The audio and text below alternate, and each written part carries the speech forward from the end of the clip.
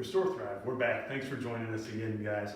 We're going to talk a little bit more about assessing the golfer tonight, and this is one of the best tests you can use to see if your body is ready to play consistent golf. So this is the overhead squat test. Very simple to do.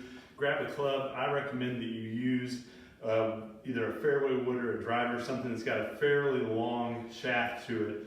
You're going to put this club on top of your head, and then you're going to get your hands spread apart so that they're about even width or kind of vertical to your elbows. You're going to push your hands overhead, try to straighten out your elbows, spread your feet out into your golf stance, or even wider. I would say probably your squat stance is better. So for me, that's outside of hip width. I'm going to keep my arms up and then try to drop into that squat position.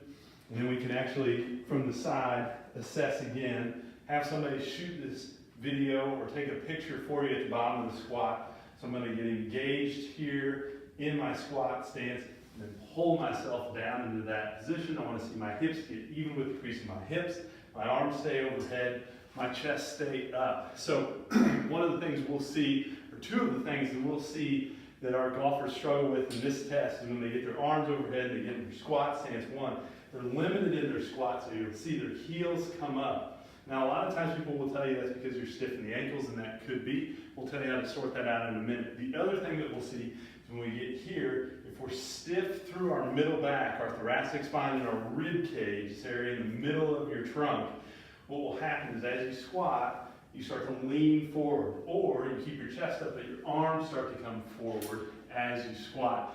That's usually a symptom that you're not as flexible through your shoulders and through your trunk as you need to be. So we can retest this really simply here in a couple different ways.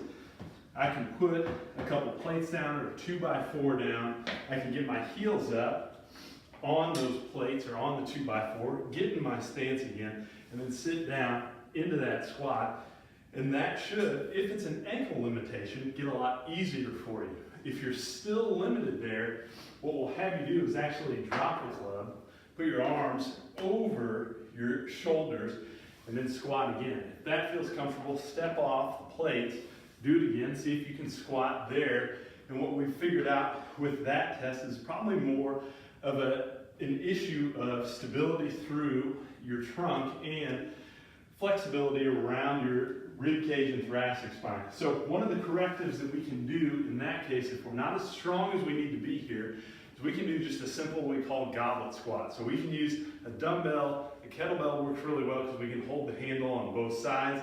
And what we'll do is just get in our squat stance. We'll show you from the side here. Try to keep ourselves as tall as we can, in and out of that squat. This is a great corrective exercise when you're in the gym to build a little more strength through the front side, build that good posture through your upper body.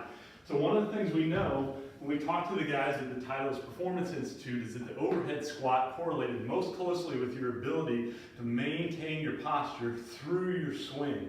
And if you think about that, that's because of a couple things. One, it assesses mobility and strength through your hips, specifically your glutes and your hamstrings.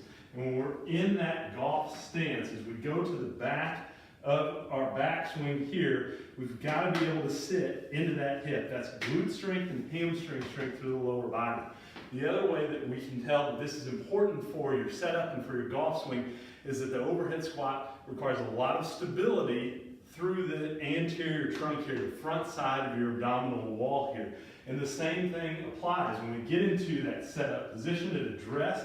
As we get to the top of our backswing, my abdominals keep my upper body flexed forward. If I'm weak in my abdominals, I'll start to stand up in my backswing. And when I do that, I've started to expose my back. So when I come into that downswing, not only am I rotating, now I'm flexing forward. And flexion and rotation, when I'm bending forward and twisting at the same time in my downswing, is what produces low back pain in your golf swing. So try the overhead squat assessment, see how you do. If you need some more help sorting this out, leave a comment below or contact us on our website, restorethrive.com. We'll talk to you guys again soon.